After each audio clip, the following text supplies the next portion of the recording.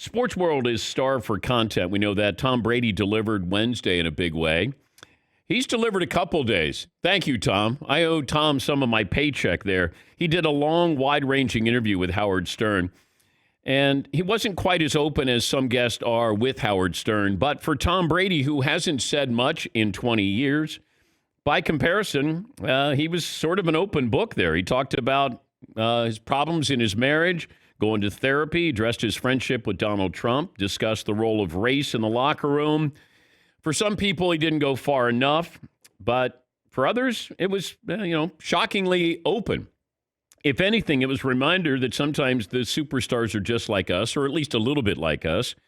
Brady complained about Wi-Fi in the house he's renting from Derek Jeter and how difficult it can be balancing work and a marriage.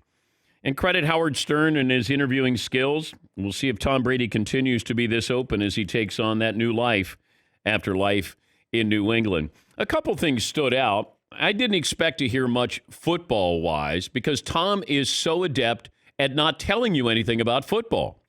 Howard, probably looked at that and said, all right, let me see if I can do a drive-by with some of these questions. And then he probably got bored because he wasn't hearing anything that was really titillating.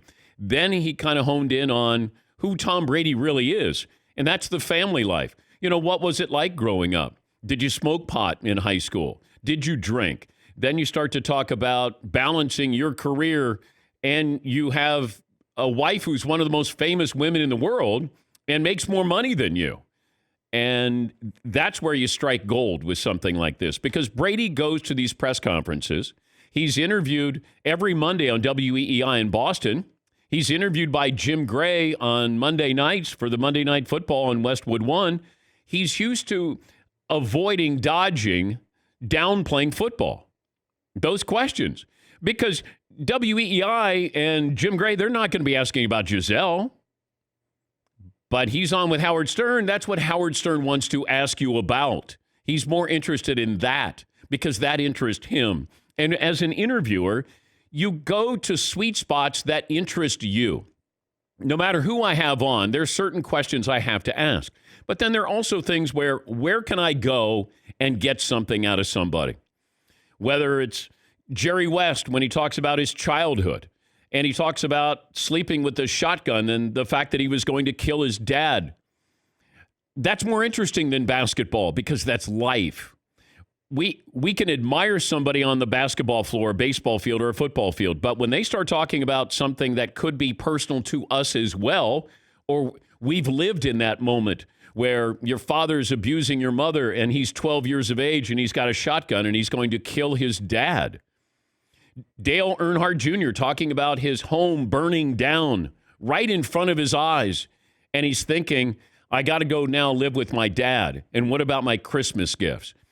That's what I wanted to know. Less dramatic with Tom Brady, but he's talking about going to a marriage counselor with his wife, and his wife is saying, look, the season just ended, and now you're going to go to a voluntary workout? You got to get home. I got kids here. And she's got a career as well.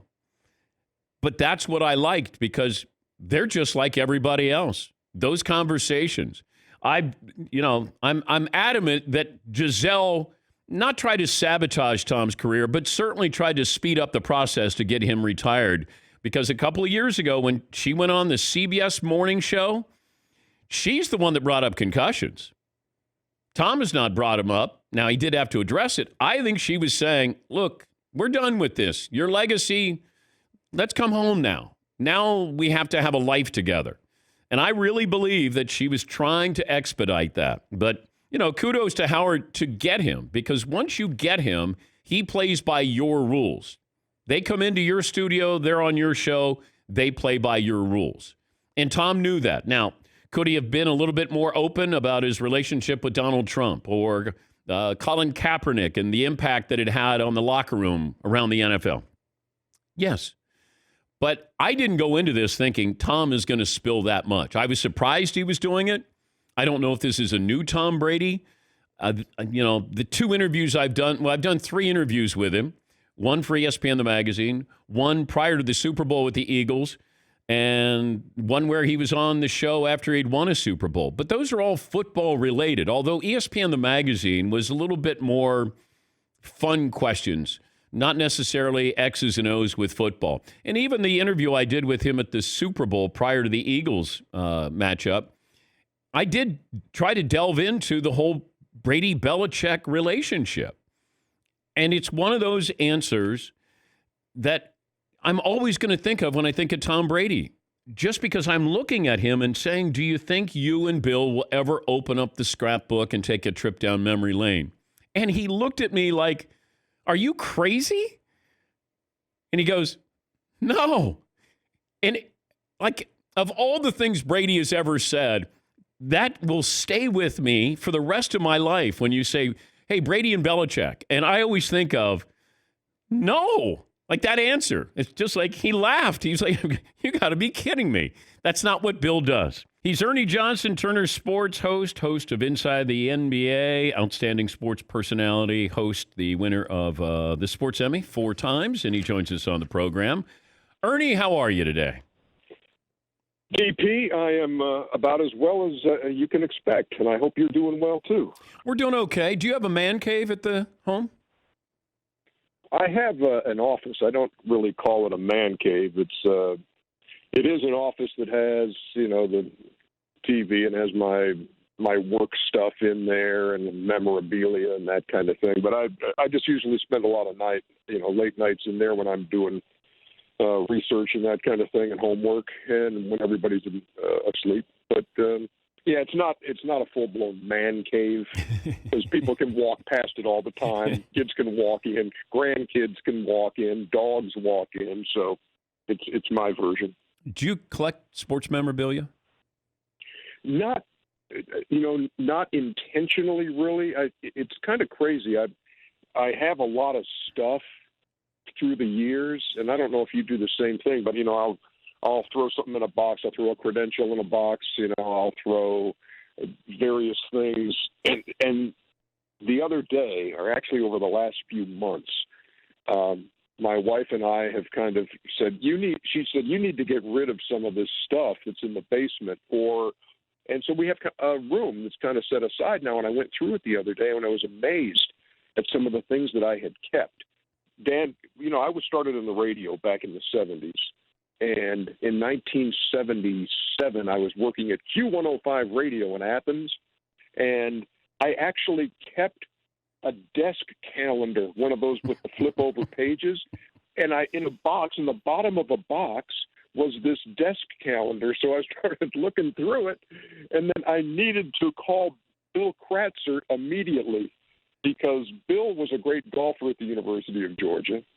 I would later work with him 25 years later on the PGA Championship, but here was a note for this December day that it was going to be Bill Kratzert Day at the University of Georgia Golf Course, and I needed to go cover it.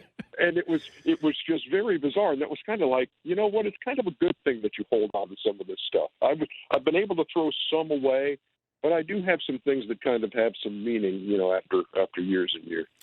I can't throw stuff away. I mean, that's why I have the man cave. I moved into a big man cave or bigger man cave just because I have all of this stuff that I collected.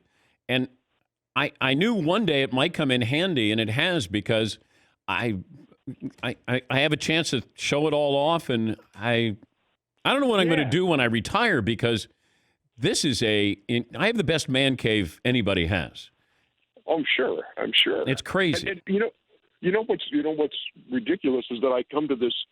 I have this dilemma. I'm standing in the middle of my basement, and I'm trying to decide if I should throw away this Goodwill Games T-shirt from Russia that has a bunch of mysterious, like coffee stains and dirt on it. And I'm saying, well, I can't really hang it up. I don't want people to, but I can't really throw it away either. So now it's back in a box and it's hidden from my wife. So why don't you film this, Ernie? Why don't you do a kind of a virtual tour of all the things that you might be throwing out?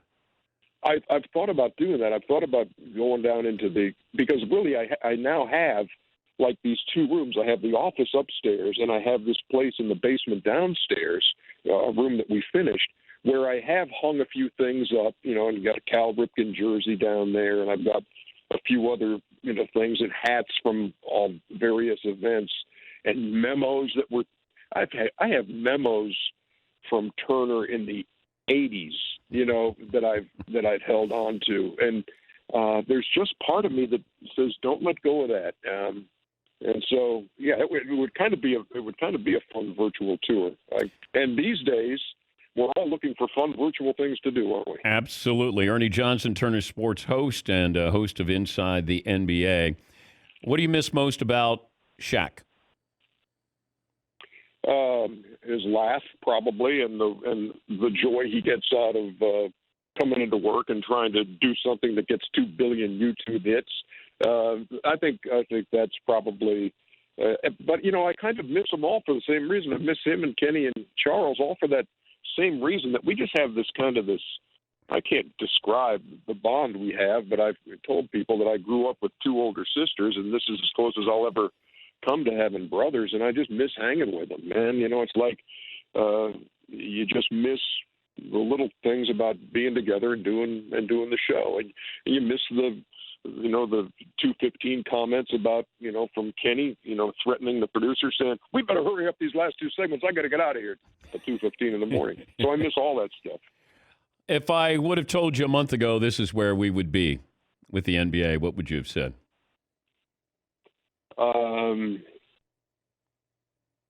I think I would have believed that at that point. I mean, because it really has been, it's been a month, and that night that there were no games for the first time, the night after the suspension, and we had Adam Silver on the show, and just the vibe that we got from him and talking to him was, hey, this is a great unknown, and we just kind of have to wait. And so I'd never thought at that point that, hey, maybe in a couple of weeks things will be back to normal.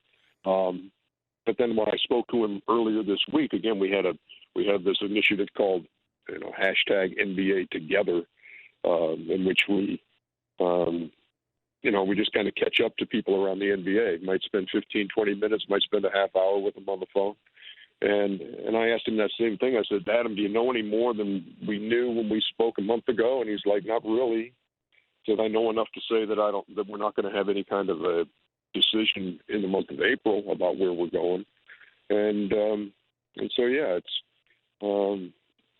I just hope we're all coping the right way. And I know, look, can I be totally honest with you, Dan? I've been inconvenienced. I can say that. Look, there are people out there who are really, really struggling during this time. We've been inconvenienced by a schedule. I still am able to do work from my house, to do these interviews and to do like a virtual journalism school for college kids, and we're doing okay. But man, my heart just goes out for those folks who are hoping that a ventilator shows up and that face masks show up. Man, this is very hard. I watched that movie Contagion the other night. Yeah. I told myself I wasn't going to do it, and the neighbor said you should watch it.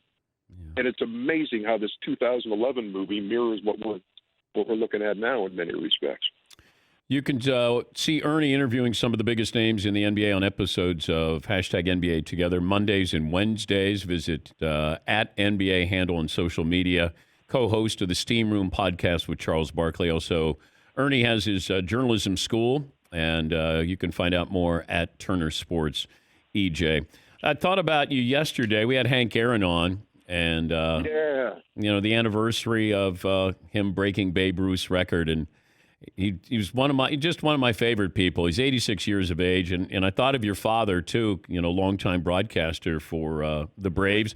And then I thought of Craig Sager, because Sager's on the damn field at home plate with a white trench coat. And I'm going, only Sager could do it. And I think he has his little portable radio microphone that he's holding up. It's still so surrealistic, where two guys run on the field. Hank is trying to keep his dignity, rounding third, heading for home. And there's Craig Sager chasing him to home plate.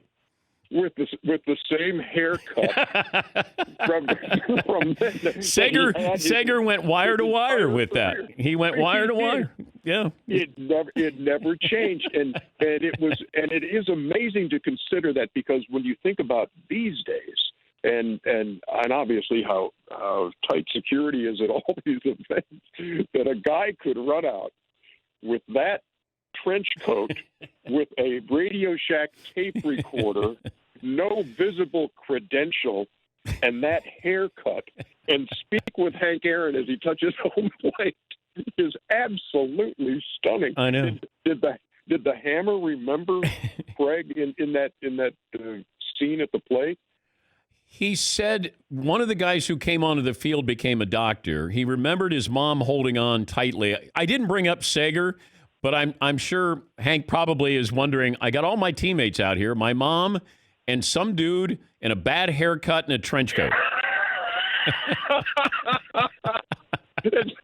Exactly right. But I think Craig actually did get like a usable couple of seconds out of that from hearing the playback later, because you could hear his question like, "Hey Henry, hey," and then you hear people kind of going crazy around him. But that was Sags.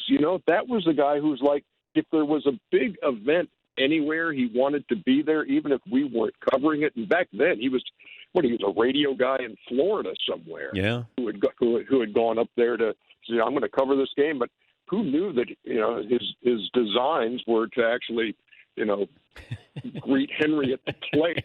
That was one of the classic. It's almost like if you were watching a movie where a guy was dreaming about he wished he had been at the ballpark when Henry Aaron hit 715, and then he envisioned himself as this guy. But it was a real life deal for Sags, man.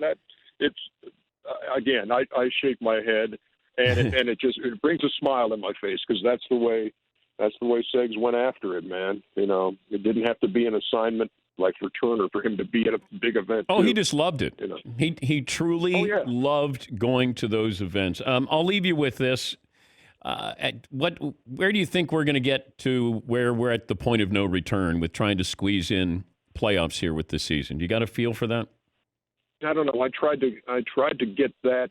I tried to get, really kind of any kind of a timeline from the commissioner the other day, and it would probably be, for me, it'd be all speculation. So but I'm looking at it and I'm saying, if you come back in June, and I don't know. I mean, can you finish a regular season? That's why there are so many variables. Can you finish a regular season and give a team like the Portland Trail Blazers, that's number 9 right now, a chance to move up to 8 over 15 games? I don't think, and then you're saying, how is this going to impact next season? Yeah.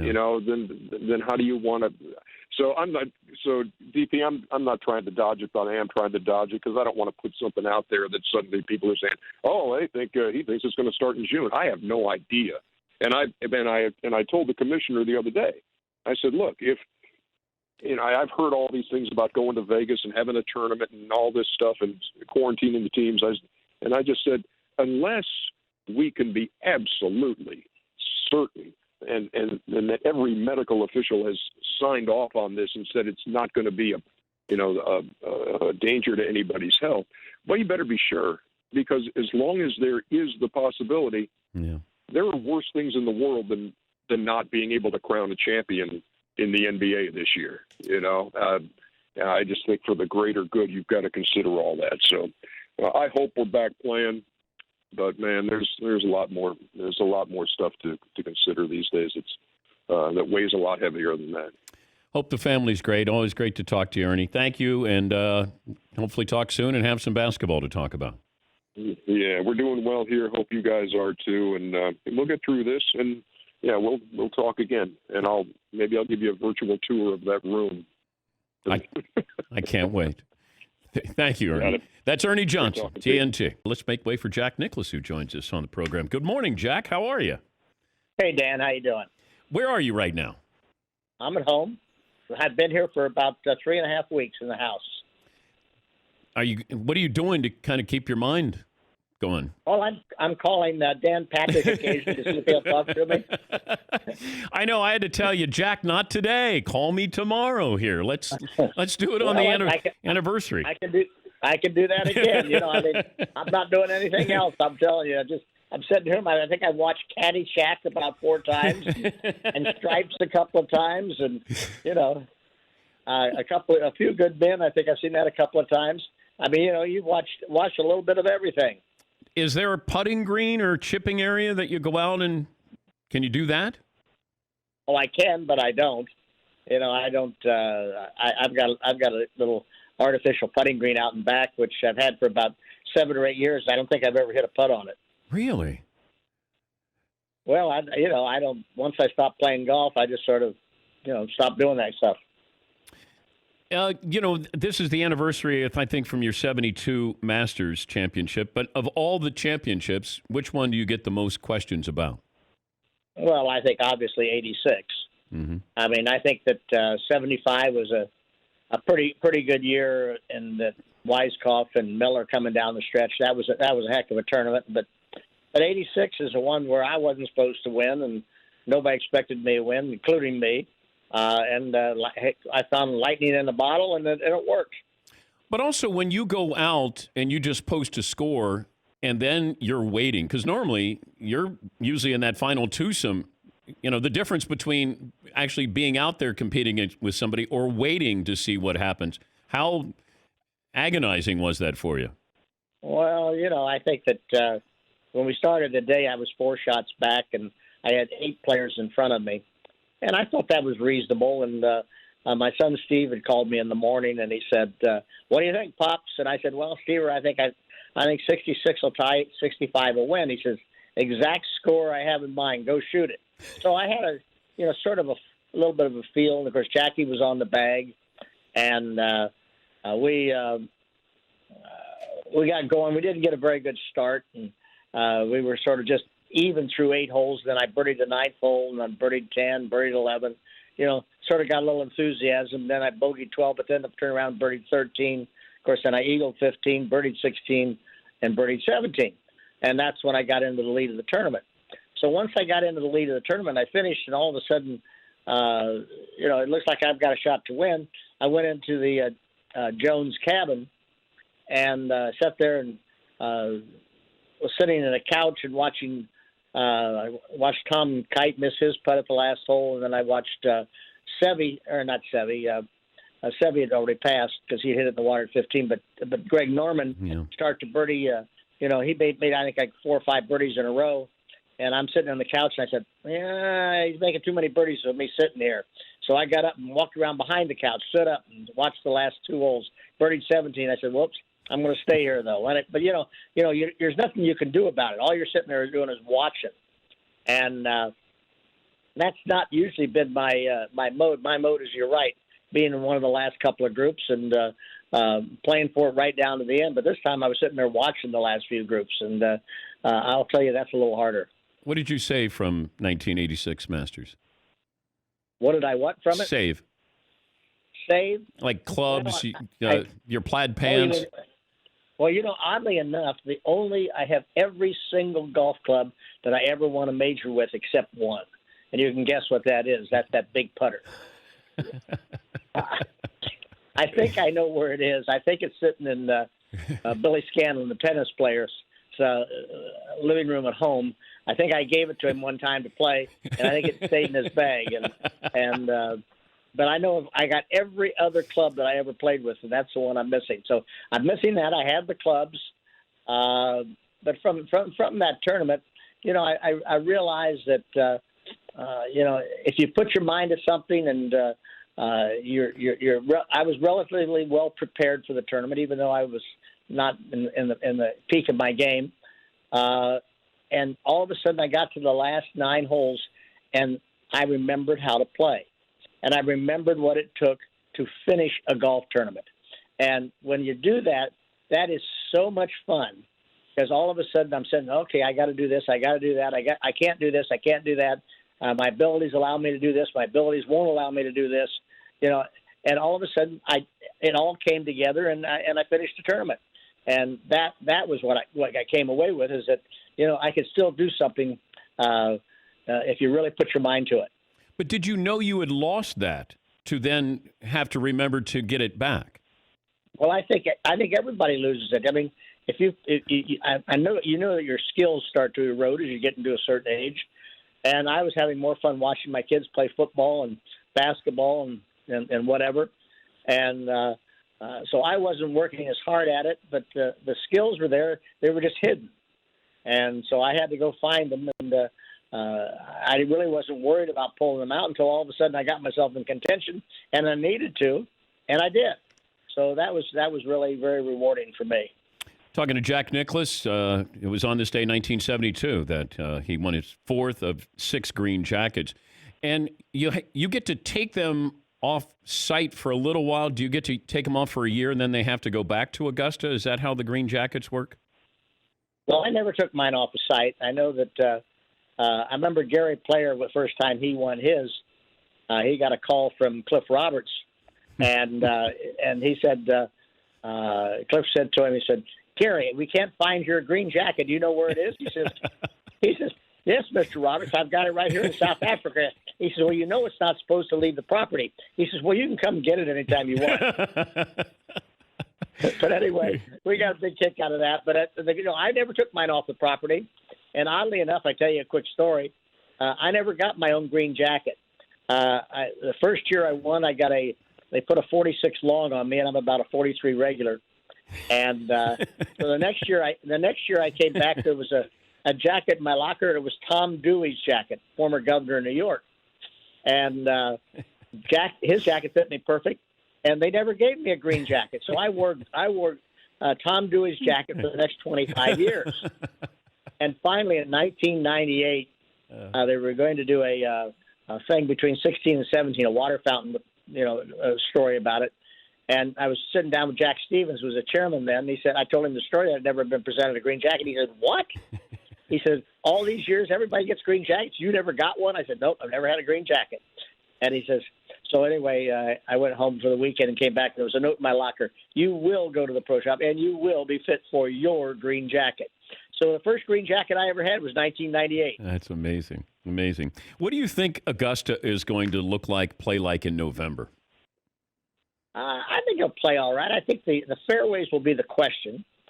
I don't know what they'll do. I don't know whether they'll overseed them early or wait until after the tournament to overseed them, because the Bermuda fairways would play beautifully in November. The greens will be fine. There won't be any problem with the greens. Obviously, you won't have the color throughout the course.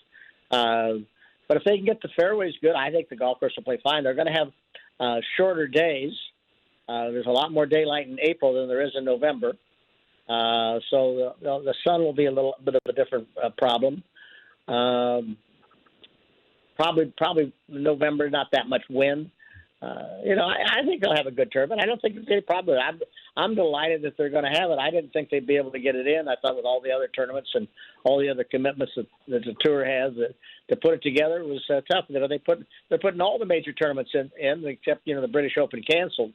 But I think it's great that they're going ahead and getting the Masters in. In normal times, could you just show up and play at Augusta if you wanted to? I mean, not the tournament, but just show up to play the course? Yeah, any former champion can come and play anytime he wants, but he can't bring guests. Now, Arnold and I were the only 2 regular members of the course. We were invited to join sometime during our career, and I can take guests and play anytime I want to, but I guess I'm the only one now. But it's really neat to be able to have some friends and say, "Hey, how would you like to go up to Augusta for the weekend?" It's not many of them will drop what they've got to be able to go. Well, I got to stay in the Eisenhower cabin and stay overnight there. And you just walk over to the grill room, and it was just a wonderful experience because nobody was there, and the caddies were wonderful. They're betting on you. I got traded on the first tee by a caddy. It was fun. And the most fun I had was when I went to 12, because 12, as an amateur, we play at the same yardage that the pros do. And when you see when you're up there and you go, it doesn't look that difficult. And then all of a sudden I'm in Rays Creek after hitting an 8-iron. I go, yeah, I get it. The optical illusion of it's beautiful, but it's incredibly challenging there. Do you have great memories of 12? Oh, yeah. The first year I played there, I was playing with a fellow named Roger McManus, and Roger hit a shot, and he hit it that went through the green, and I think Roger hit a 6-iron. Well, I said, I don't want to hit it through the green, so I hit 7-iron, and the ball ballooned right up in the air, and I made it about halfway across the creek. And I said, whoops. And so I figured out that you don't want to be throwing the ball real high in there. You want to keep it underneath the trees if you can. And for some reason, the hole plays much better left to right than it does right to left. Right to left, the ball goes across the green in the narrow side of it, and the green sort of works its way left to right a little bit and away from you. And so a left to right shot coming up the greens works in better, and it seems to work with the wind better.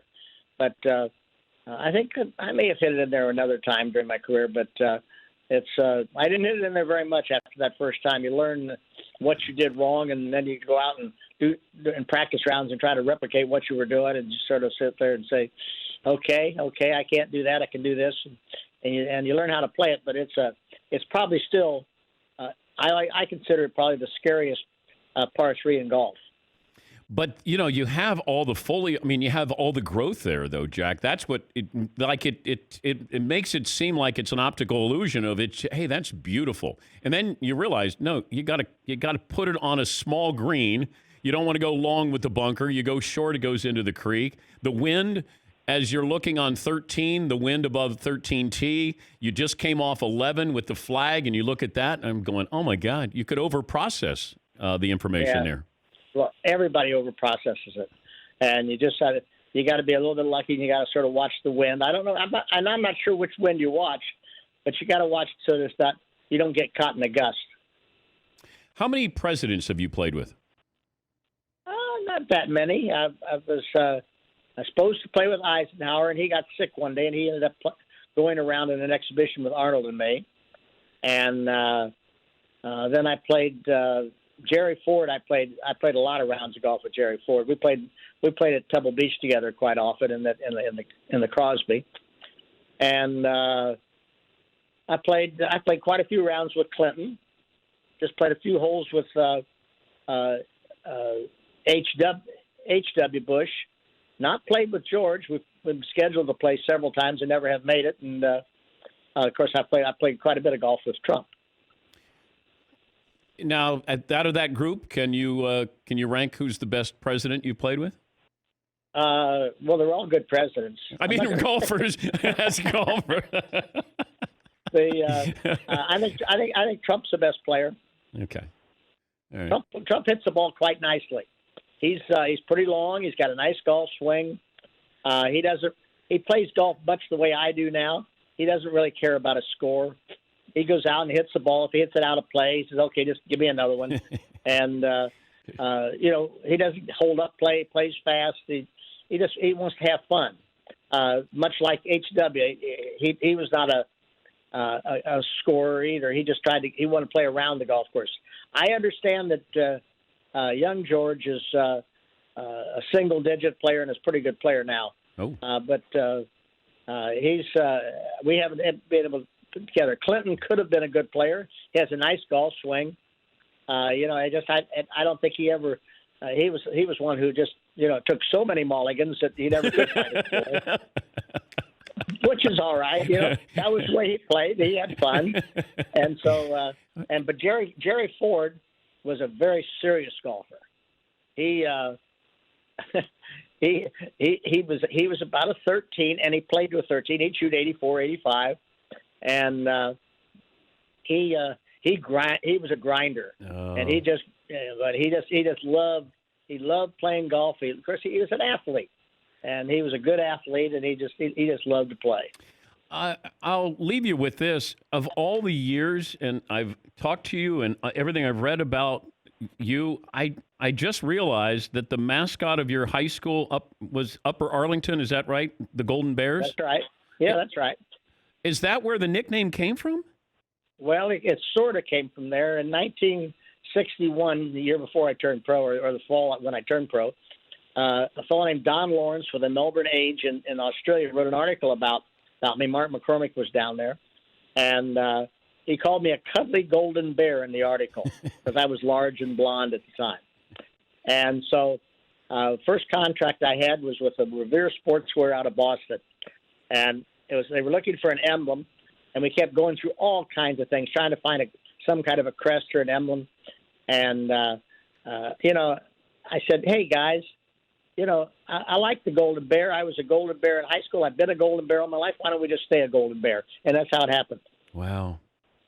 I did not know that. I forgot all about Upper Arlington and the Golden Bears. It's great to hear from you. Thanks for sharing, and hope you don't have to go back to Caddyshack and Stripes anytime soon, and maybe add something else to your TV repertoire.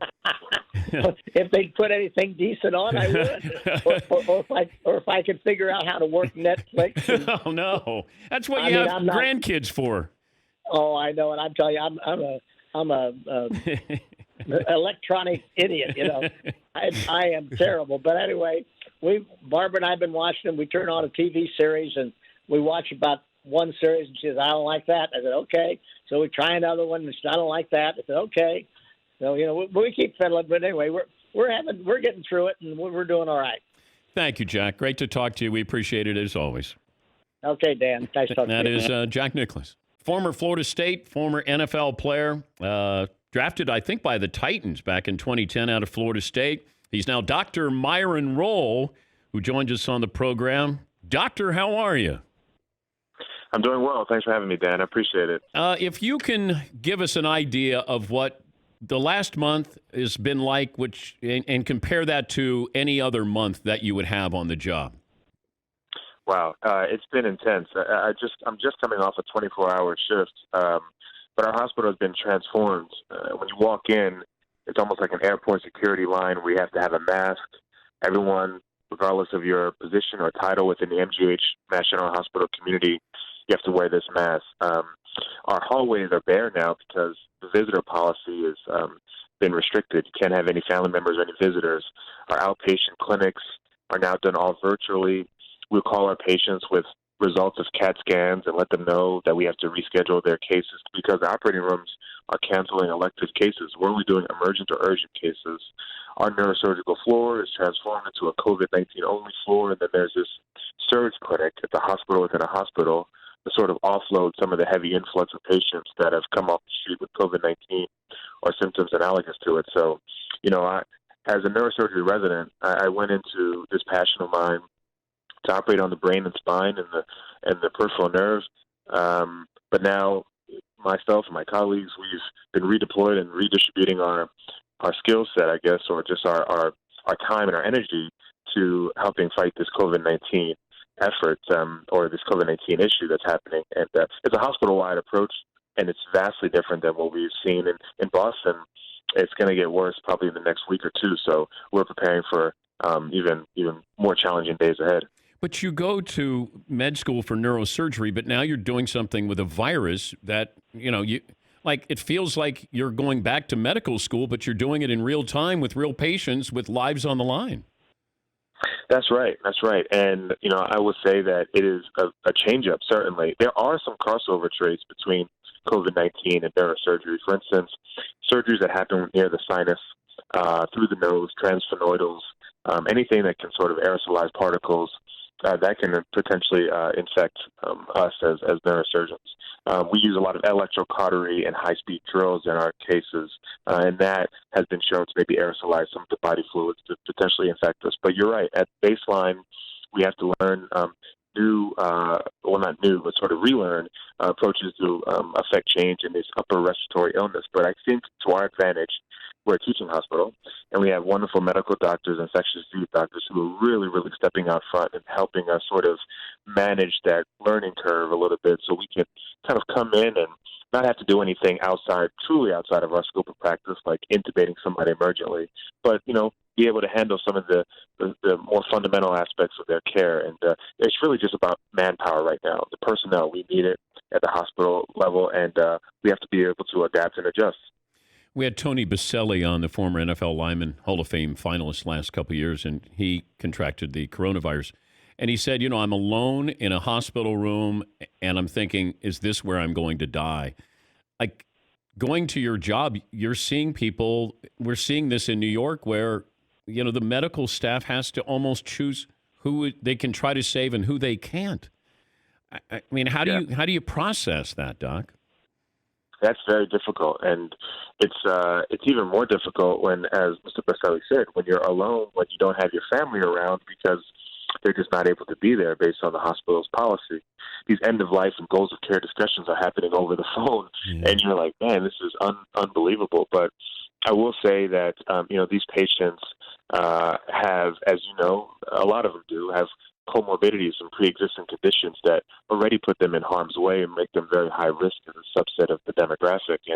And when this COVID-19 hits, it sort of sits for a little bit, and then maybe after day 5 or 6 or 7, to quickly decompensate. So it's challenging, and I hope that these stories that we're hearing, that anecdotal stories that you're hearing, allows people who are maybe not connected to the healthcare industry or not connected to the hospital world can see that this is serious, this is real. Stay away from those beaches that you're going to as convenient. Stay away from those highly frequented places that are just full of people, and really do your part as a normal citizen, sort of affect change in your lane, because that's important for all of us to do.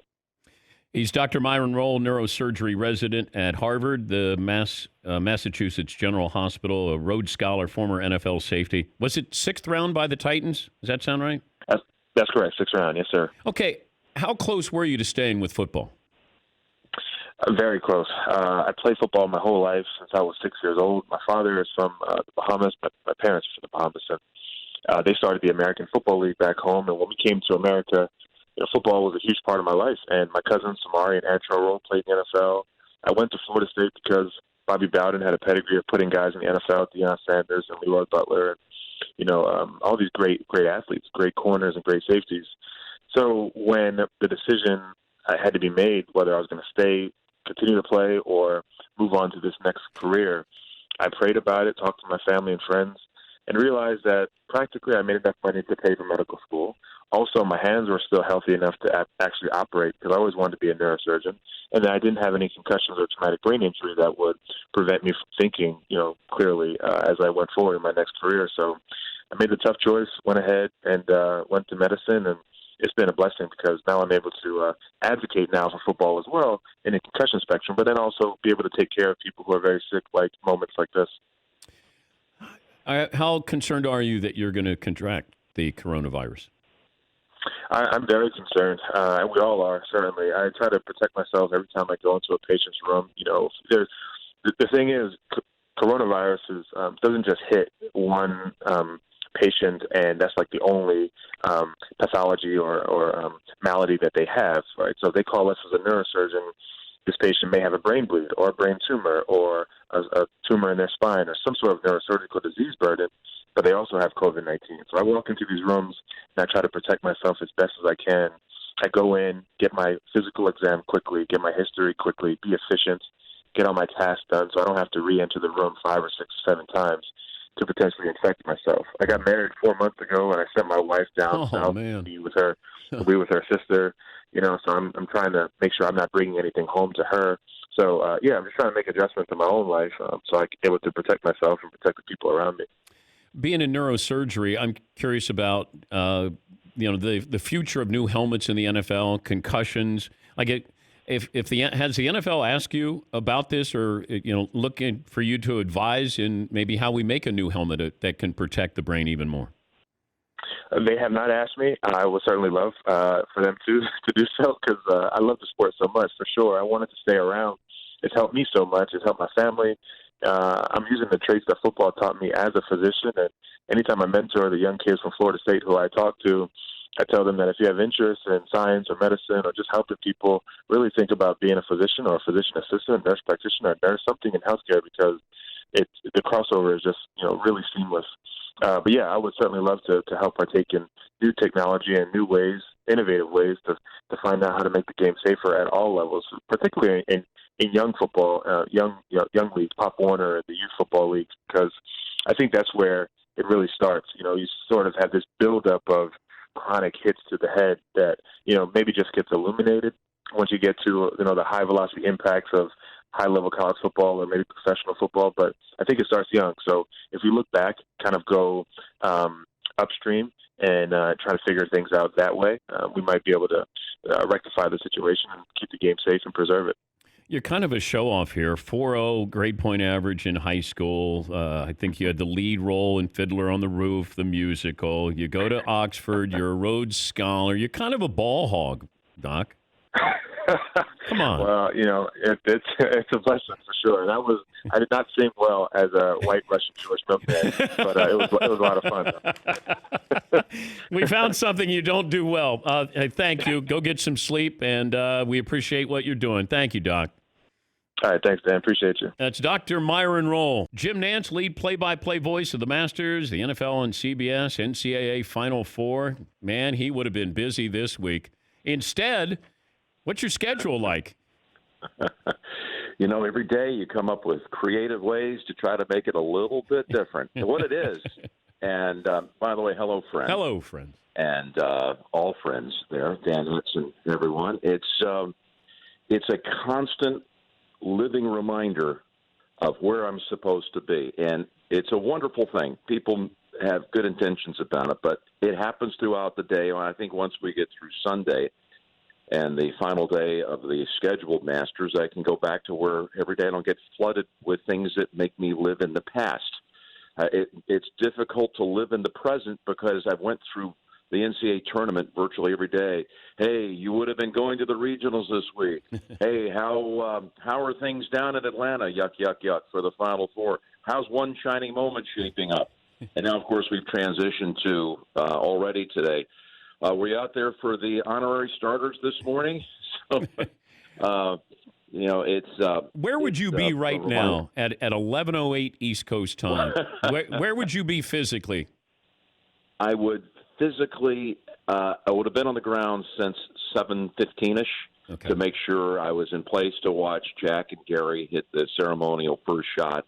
I've been going to Augusta since 1986, Dan, and I've never missed that moment, that ceremony, going back to the days of Sarahs and Nelson and Snead, and then, of course, Arnie with Jack and Gary, and now it's Jack and Gary, and I've never missed it. I just love that moment. It's so heavy with nostalgia and paying tribute to the heritage of the game, and it's honestly, it's one of my favorite things of the whole year. I get into things that people say, what are your favorite sporting events?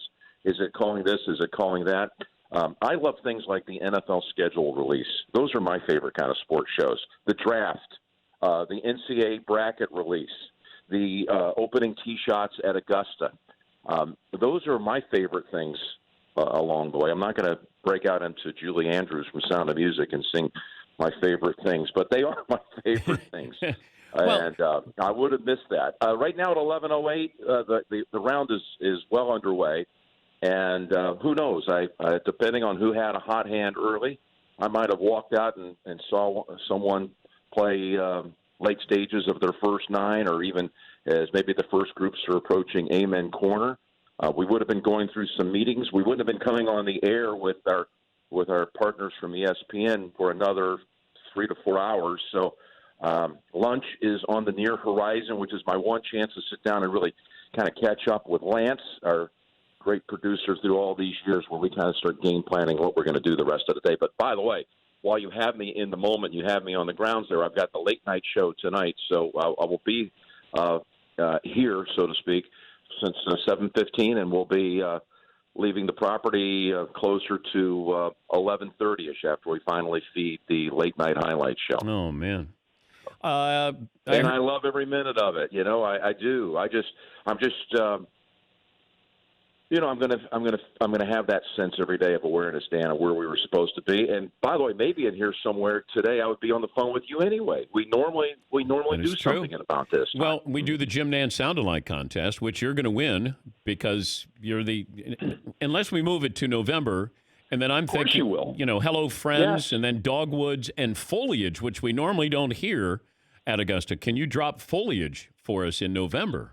I haven't worked mentally on how that's going to sound or thought about the optics of what that's going to look like. I'm just hopeful, like everyone else, that this sports part of our universe, which this country loves, and it's a rabid sports nation, just hope that by the time the new schedule for the Masters, November 12th through the 15th, we are well into the sports world being back and operational. Yeah, and how about the fact that there'll be a Masters in November, and, of course, you'll circle back around and 5 months later have a second one. So 2 and 5 months. You're going to be running a lot of satellite contests in the span of 5 months. Which one? I know it's tough. It's like choosing which child you like best, but which do you miss the most, the Masters or the Final Four? No, it really is. It's impossible to say which one you miss the most because it's basically a very clever way, Dan. I give you major props for that of asking me which one I love the most. Thank you.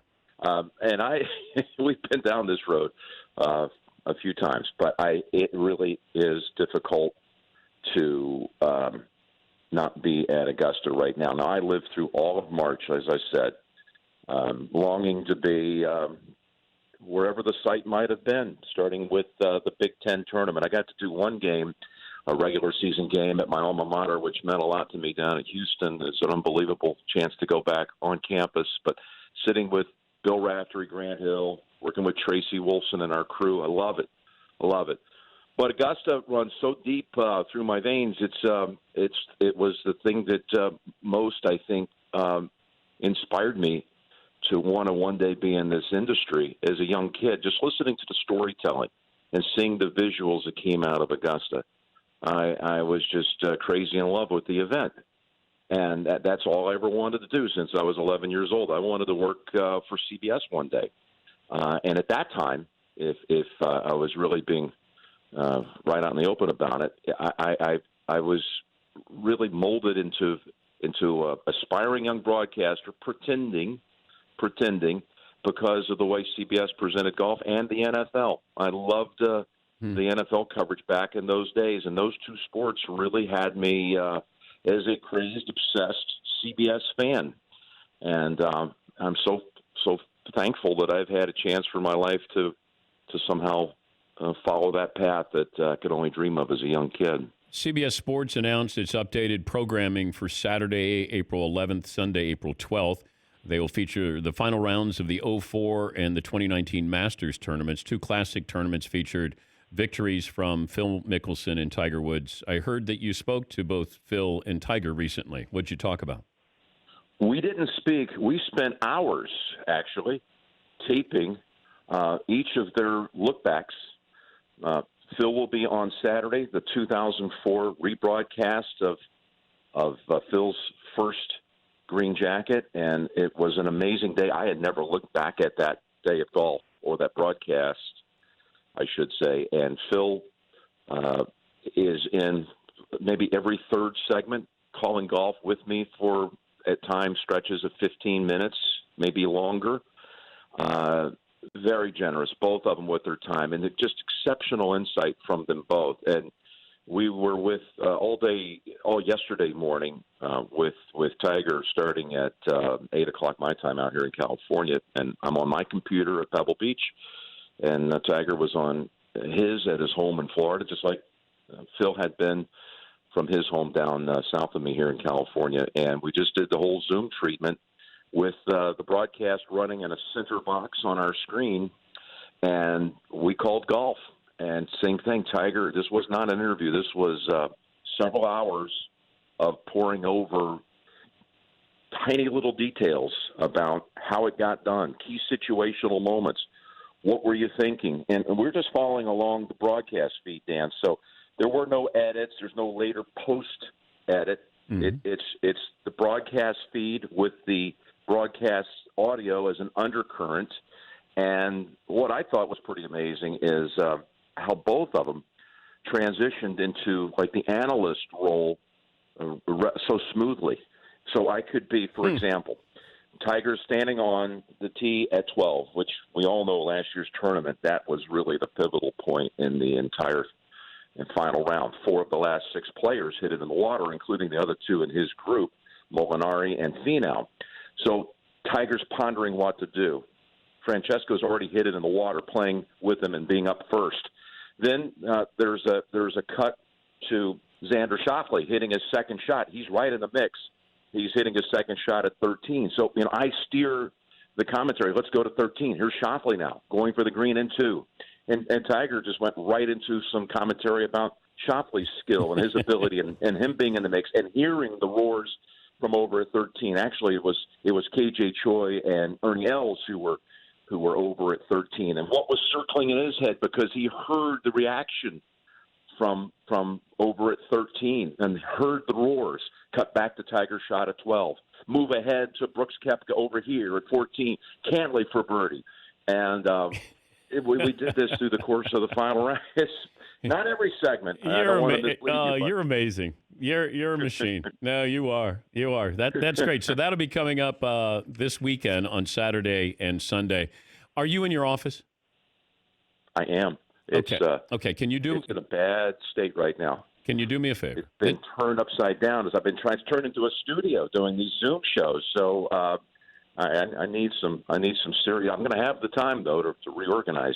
What am I looking for? Okay. Could you do us a favor? You're going to do the nation a favor.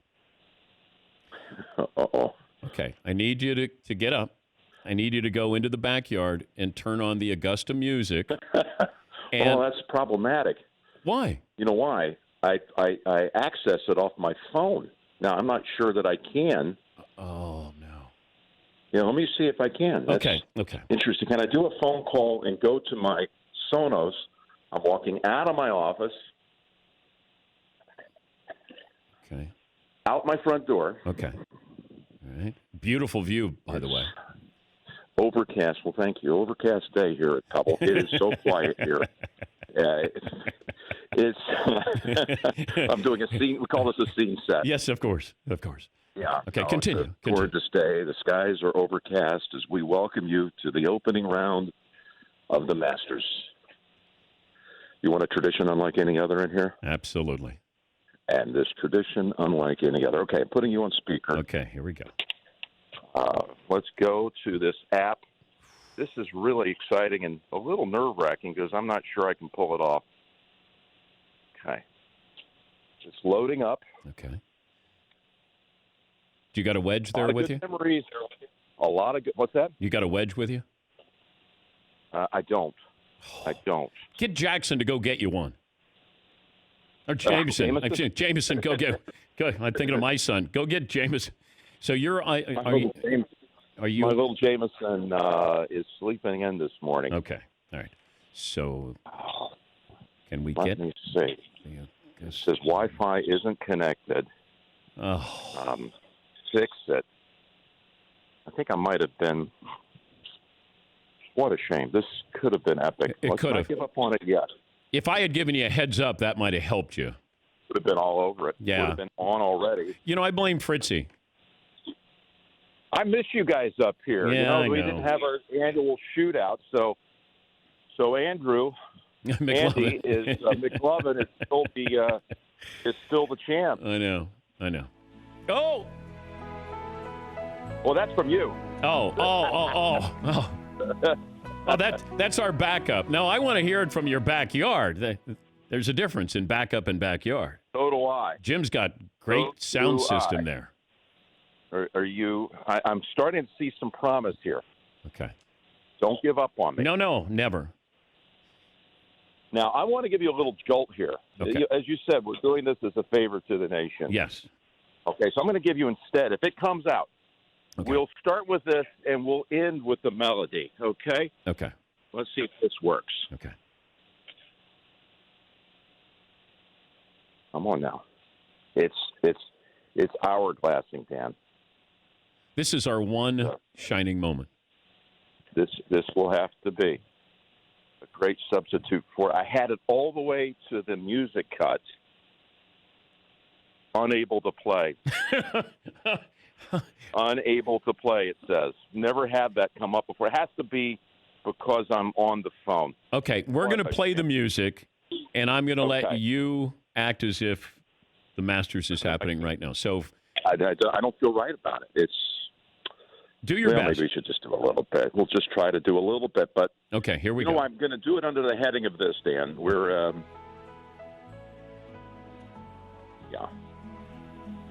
friends, welcome to Thursday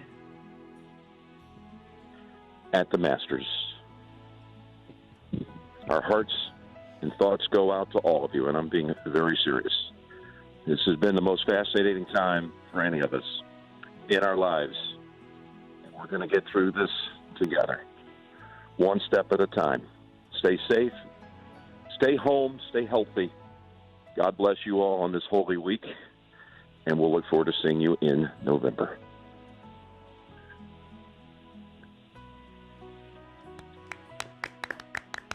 That was golf applause. You know what I've done? I've shut myself out. I've locked myself out of my home. I was trying to go back to my office.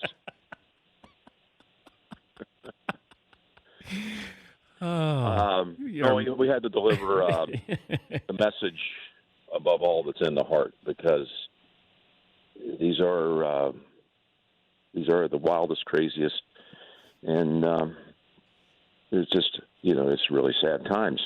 But I do want to bring back some optimism and some hope. That's what spring is all about, right, Dan? I mean, yep. You look it up. Spring is a season of renewal. It's all about hope. And you got Tony Romo back? Well, you never lost him, but you got him back? Yeah, he never went anywhere. Where did he go? He went to the bank. There's news for me. Okay. He's still at the bank. Hello, Cash. Hello, ATM. We're having a lot of back and forth by text every day. I love the guy, and he's down sheltering with his home in Dallas, and I'm so happy that all worked out.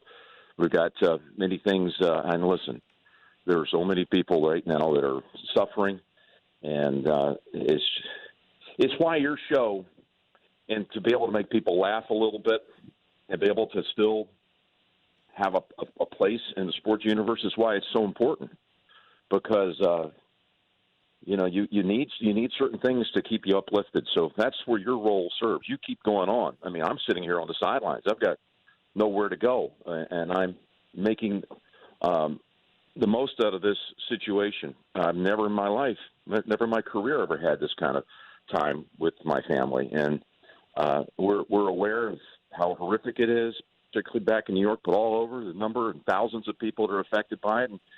And we our family is we're a prayerful bunch, and we're really thinking of everybody at this time, and it's just nice to be able to get on the phone, talk a little bit, laugh a little bit. But I do want to say this. I spent a lot of time watching and listening, and more importantly, coming up with my own conclusions on these data spots, data places that are making projections, and where we're going to go. Where is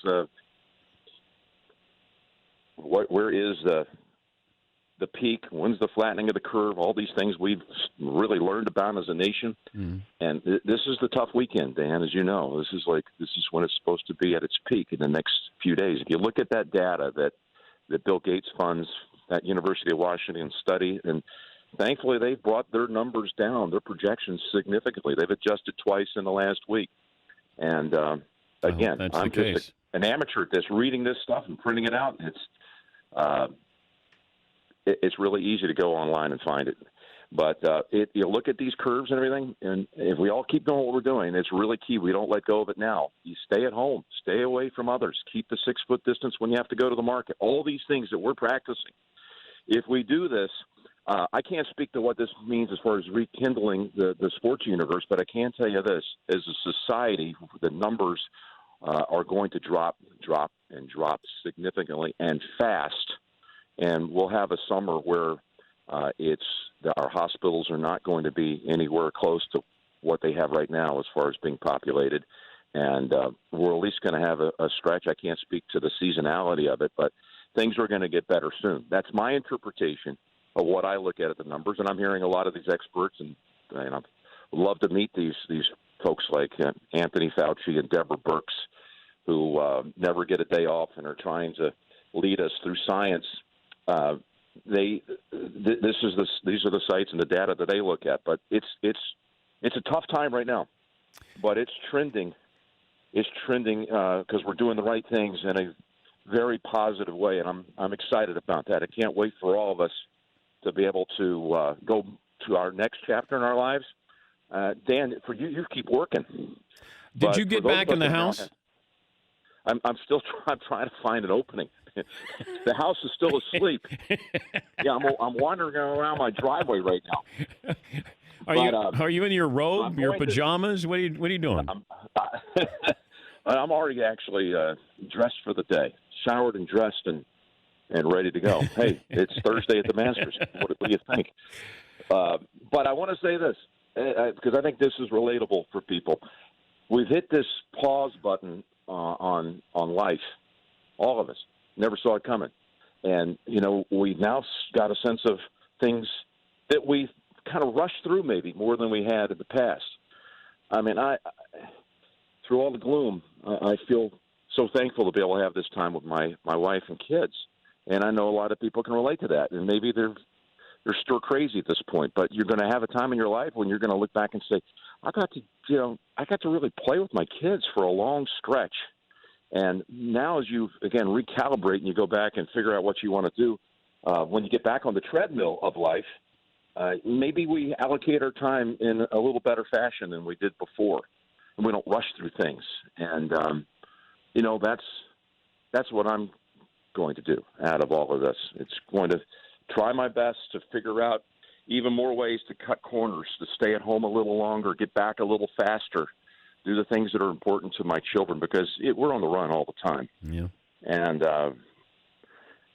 this has been such a reality check for us as a nation and all citizens of the world. And we're going to learn from this. Well, thanks for being a good sport. Hopefully you get inside and call us if you get bored, Jim. We're always here for you. I'll leave the light on for you. The biggest bummer of all is I couldn't play the speaker out of the back. I know we got to go, but I could have done it through my wife's computer in the kitchen. Yeah, that's what I could have done. Next time we'll rehearse. No, I like it better raw like this. Yeah, I'm sure you do. Here's the thing. Hey, Courtney's up. I'm on with your great friend Dan Patrick right now. Could you? Because she says you're making it sound like I'm so lazy. We'll do this again. All right, we'll tell Courtney I said hello, and thanks again, Jim. Dan says hello, and I was going to play it through her computer, but I didn't know how to get in the house, and now I have. You've got to go. I've got to go practice some more music narration. Thank you. Put the Augusta melody on. See you, Dan. All right. That's Jim Nantz.